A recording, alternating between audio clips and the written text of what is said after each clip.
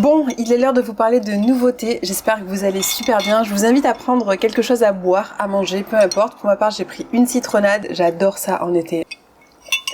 Sans sucre, vraiment genre citronnade, de l'eau, de la menthe, délice. Alors dans la vidéo du jour, je voudrais vous présenter quelques produits que j'avais commandés, que j'ai reçus très récemment. Aujourd'hui, on va vraiment parler uniquement de produits de maquillage. Donc j'espère que vous êtes prêts, c'est parti. Alors, je vais commencer par le teint. Concernant tout ce qui va être fond de teint, tout ça, j'ai pas forcément reçu grand chose. J'avais simplement envie de vous reparler peut-être des intemporels un peu qui me suivent tout l'été. Mon chouchou du moment, c'est le Lancôme, c'est le teint Idol Ultra Wear. C'est la version qui est Care and Glow, c'est pas la version mat. Si ça peut vous aider, j'ai la teinte 240W. Je trouve que quand on maquille beaucoup les yeux, le teint mérite aussi d'être maquillé, sinon il y a un petit décalage entre les deux et je trouve que c'est pas terrible. Donc je vais faire un joli teint aujourd'hui. Je vais prendre une pompe du fond de teint. Alors ce que j'aime bien faire d'abord, c'est tapoter et venir l'appliquer de manière assez grossière sur tout le visage. Bon, j'espère que vous passez un bel été. J'ai vraiment l'impression que le mois de juin s'est écoulé à une allure incroyable. Je sais pas ce que vous en pensez. Mais pour ma part, il a vraiment défilé. Alors je pense que j'ai eu pas mal de jobs aussi qui ont fait que j'étais très occupée.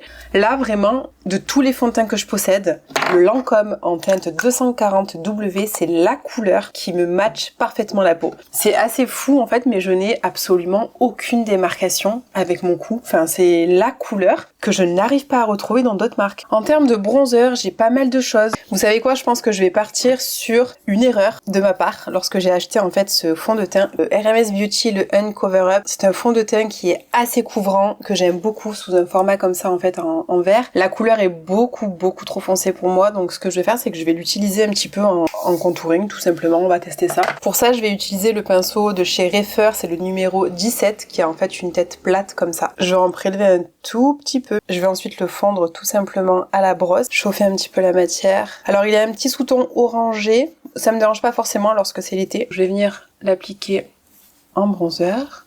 C'est foncé par rapport à moi, donc ça me permet de jouer en fait tout simplement sur les ombres du visage. Je trouve vraiment ce pinceau génial pour appliquer les produits crème, il est super cool. Il marche très bien, il diffuse très bien la matière. Donc voilà pour le bronzer. Ce que je vais faire maintenant, c'est que je vais faire une petite étape que j'aime bien faire. Je pense vous en avoir déjà parlé. C'est un petit peu mon astuce pour réveiller le contour des yeux. Je sais pas si vous le verrez correctement, mais j'ai tendance à avoir en fait le contour de l'œil qui est assez bleu. On voit pas mal les cernes. Donc ce que je vais faire, c'est que je vais rester chez RMS Beauty et je vais prendre un enlumineur. C'est le Magic Luminizer qui se présente du coup comme ceci. Vous avez en fait à l'intérieur la couleur un petit peu champagne. Donc je vais prendre une toute petite quantité. Je vais venir prendre le pinceau spécial pour le concealer de chez Real Technique. Je sais plus comment il s'appelle à vrai dire. Bref, c'est celui-ci en fait, j'aime beaucoup. Il a vraiment une bonne taille, une bonne forme pour le contour de l'œil. Je prends mon enlumineur, je viens chauffer sur ma peau et je vais venir l'appliquer en fait en légèreté au niveau des cernes.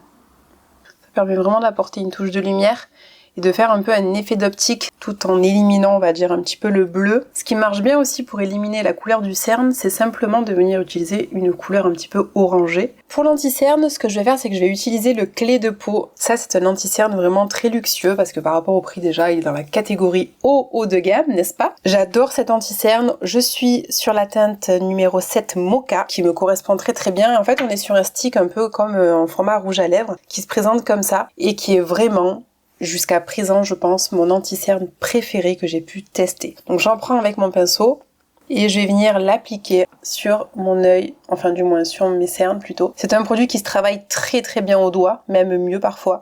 Donc ça c'est vraiment à vous de choisir ensuite.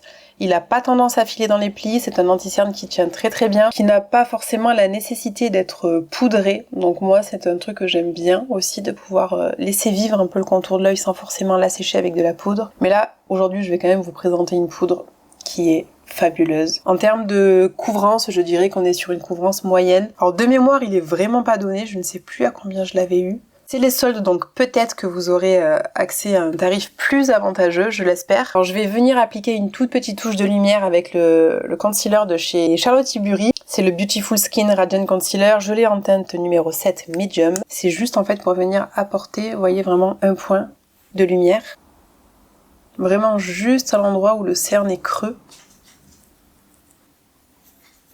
Et voilà pour les cernes. Alors ce que j'aime bien faire, c'est le laisser un petit peu vivre, le temps de faire le reste, et ensuite je viendrai poudrer. Alors concernant le blush, je vais attendre parce que je ne sais pas encore ce que je vais mettre sur les yeux, et j'aime bien qu'il y ait un peu une correspondance entre les deux. Donc on va passer aux yeux. Je voulais vous parler de produits que j'ai reçus. J'ai d'autres produits qui vont arriver, je pense, dans la semaine, mais je voulais absolument vous parler de la dernière palette de chez Natasha Denona. Celle-ci, c'est la Yucca palette. Elle est juste incroyable. Pour l'été, c'est carrément les couleurs que j'aime. Je vous présente du coup le petit bijou. On est sur une palette en fait qui a des couleurs essentiellement dans le jaune, le vert, vous avez aussi du bleu, mais vous avez vraiment des couleurs qui sont à tomber par terre. En termes de palette, j'ai pas énormément de choses, mais c'est vrai que mes préférées jusqu'à présent sont les Pat McGrath parce qu'elles sont vraiment déjà très luxueuses. De par leur packaging, elles sont vraiment très belles. J'adore parce qu'on est vraiment sur des duochromes, on a vraiment des couleurs d'une intensité incroyable. Mais ce que je peux vous dire, c'est que honnêtement, Natasha Denona, en plus de ça, a changé un peu ses formulations. Elle s'améliore de plus en plus. Là, on est sur une palette qui a vraiment, pour moi, on est sur des fards qui sont très crémeux, qui sont vraiment très faciles à étaler, qui sont faciles à estomper. Pas de difficulté en particulier, même pour les débutants, je trouve. En tout cas, c'est mon avis à moi. Soyons clairs, l'harmonie de couleurs est juste trop belle. Donc, je suis impatiente de vous tester, en fait, un nouveau look avec. J'avais fait quelque chose d'assez sobre, mais là, aujourd'hui, je pense que je vais vous faire un petit truc assez poussé. Du coup, pour les ombres à paupières, alors, ce que je ne fais jamais, c'est vrai que je n'ai pas l'habitude et je pense que ce serait mieux, c'est de mettre une base à paupières. Je sais qu'il y a plusieurs méthodes, certaines personnes mettent aussi de l'anti-cerne tout simplement. Et sinon j'ai aussi un anti-cerne de la marque Fit Glow Beauty en fait qui est plutôt dans les sous-tons rosés,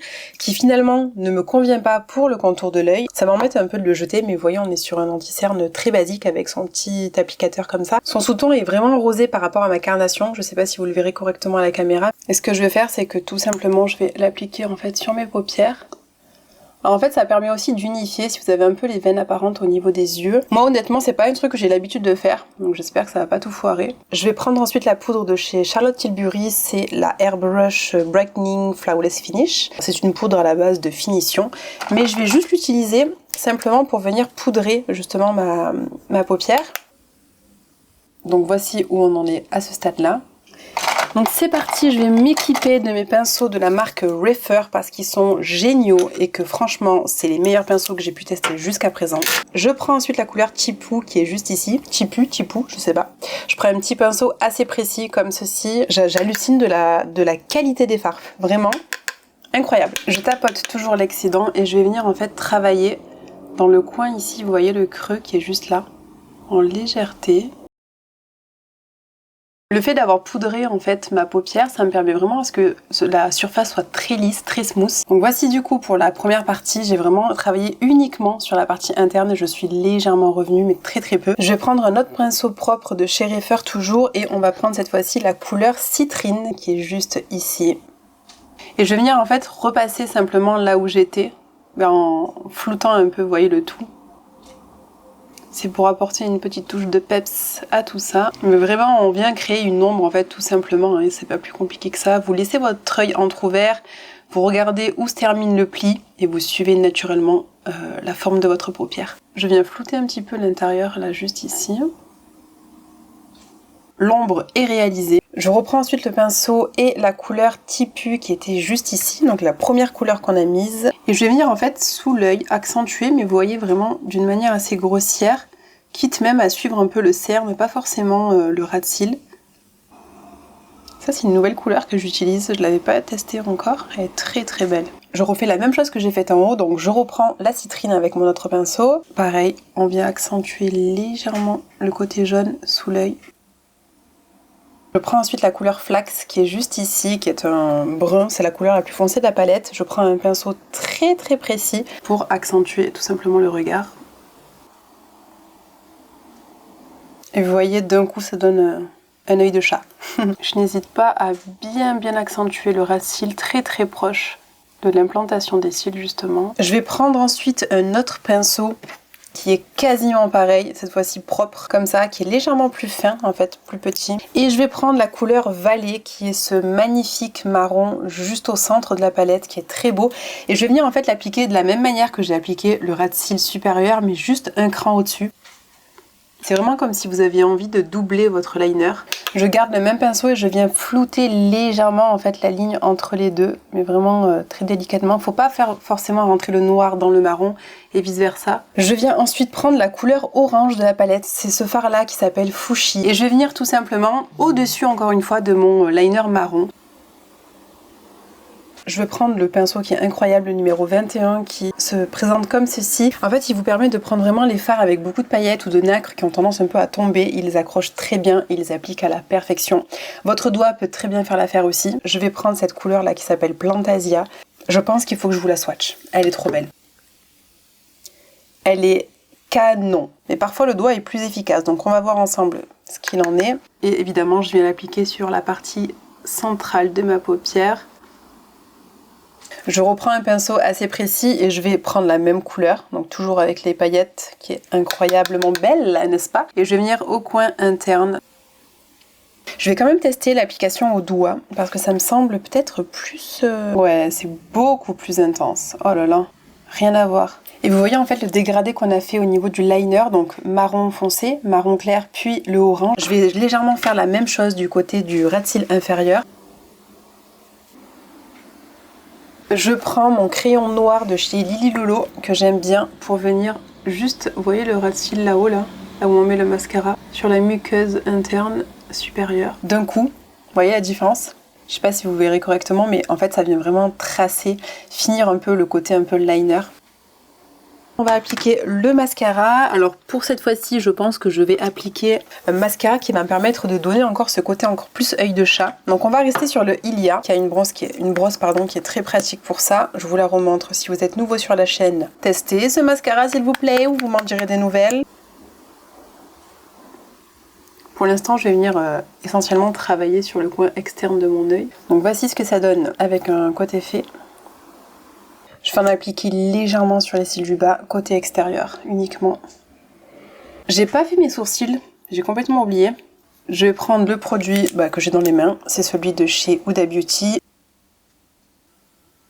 Comme vous pouvez le voir, je ne mets pas de faux cils, donc je trouve que mes cils ont très bien poussé, honnêtement, ils sont très renforcés, assez fournis, et je vous reparlerai du coup d'un produit que je vous avais déjà parlé auparavant, mais j'ai l'impression qu'il est en train de faire bien effet. Ces palettes-là, il y a 3 styles de crayons pour les yeux qui sont vendus, une couleur qui ressemble beaucoup au Camu Camu qui est juste ici, qui est incroyable et qui aurait été génial en coin, enfin du moins sur la muqueuse interne inférieure, je vais y arriver. Par contre, ce que je peux tenter de faire, éventuellement, c'est de prendre un pinceau. J'aimerais bien tenter de rajouter, c'est finalement la couleur flashy de la palette, j'aimerais bien la prendre et essayer de venir en fait dans le coin, vous voyez ici là. Ouais, ça fonctionne. Yes. Le fait d'avoir appliqué un petit truc dessous, ça agrandit un peu le regard. Bon, et bien voilà pour cette palette. On va maintenant passer au blush. Je pense que je vais prendre cette palette là. Franchement, cette palette, elle est vraiment très belle. J'aime beaucoup, on a vraiment tout ce qu'il faut. Je pense que je vais utiliser un côté un petit peu orangé avec le pinceau de chez Reifer, le numéro 04. Je pense que je vais prendre un peu le orange, mélanger au lumineux juste à côté. Ouais, je pense que ça ira très bien. Alors je voudrais vous montrer du coup le dessous de l'œil, je sais pas si vous le verrez correctement. Ça me permet de vous remontrer en fait comment se comporte le fameux clé de peau, l'anti-cerne. Et franchement, il ne bouge pas. Ça fait une demi-heure, voire 3/4 d'heure que je parle, que je bouge, je fais des mimiques, tout ça. Il a pas bougé. C'est un anti-cerne qui est génial. Alors normalement, en temps normal, là j'ai pas besoin de poudrer quoi que ce soit. Je suis obligée de vous parler d'une poudre qui est fantastique, qui a fait le buzz sur les réseaux sociaux. Et je comprends pourquoi, parce qu'elle fonctionne du tonnerre. C'est cette fameuse palette de chez Nars. Donc là, c'est la dernière, la Soft Matte Advanced Perfecting Powder. Donc c'est une poudre perfectrice de contour des yeux, ou pas d'ailleurs, qui peut être vraiment utilisée sur tout le visage. J'ai pris celle qui a un sous-ton un peu jaune comme ça pour venir apporter une couleur un peu... Pour moi, ça permet un peu de, je trouve, de relever. Donc on va prendre un pinceau qui n'est autre que celui-ci de chez Reroll Technique qui est très bien. Et je vais venir le poser en délicatesse. Et du coup, je voudrais vraiment que vous puissiez voir, j'espère, entre le côté gauche qui a été fait et le côté droit qui n'est pas fait au niveau des pores. Au niveau des pores, je pense que vous le verrez correctement, mais ça floute à la perfection. Honnêtement, c'est une poudre magique. Elle est vraiment très efficace. Je l'ai testée pendant plusieurs journées, toute la journée, sans souci. Elle reste mate toute la journée. Elle n'a pas tendance à dessécher non plus le contour des yeux. Elle ne fait pas d'amas de matière, elle n'est pas lourde, elle fait pas poudre. Et je vais terminer avec les lèvres. Donc on va partir sur une couleur que j'ai tendance à porter le plus souvent. C'est une nouveauté de chez Armani également. Donc là, vous avez vu que je vous propose beaucoup de marques conventionnelles, tout ça, parce qu'en fait, bon, ce sont des produits, déjà, j'ai l'impression que les marques conventionnelles sont en train de changer leur formule. Par exemple, si vous regardez sur Sephora, vous avez de plus en plus de marques qui sont dans la catégorie des good for, c'est-à-dire des produits qui ont tendance à avoir des ingrédients plus intéressants pour la peau, moins, je dirais pas dangereux, mais voilà, moins perturbateurs endocriniens. Je teste de nouvelles choses. Quand je regarde la composition des palettes, elle est pas dégueulasse du tout. Donc franchement, voilà, ça me rassure. Par contre, il y a un truc où je fais très attention, c'est au niveau des lèvres, parce que j'ai toujours un petit peu peur, c'est quelque chose qu'on met et qu'on ingère facilement. Donc je suis hyper contente d'avoir trouvé des rouges à lèvres qui sont assez respectueux en termes de formulation, en termes d'ingrédients. Celui de chez Armani, déjà le packaging, très très beau. C'est le numéro 110, c'est le Lip Power. Mais avant ça, je vais utiliser le crayon de la bouche rouge, c'est la teinte, je ne sais plus, le Nude Brown. Je vais venir utiliser le rouge à lèvres. Alors je vous présente du coup l'emballage qui est trop beau. Franchement la couleur elle est trop belle. Ce sont des couleurs que je porte au quotidien, donc hyper contente.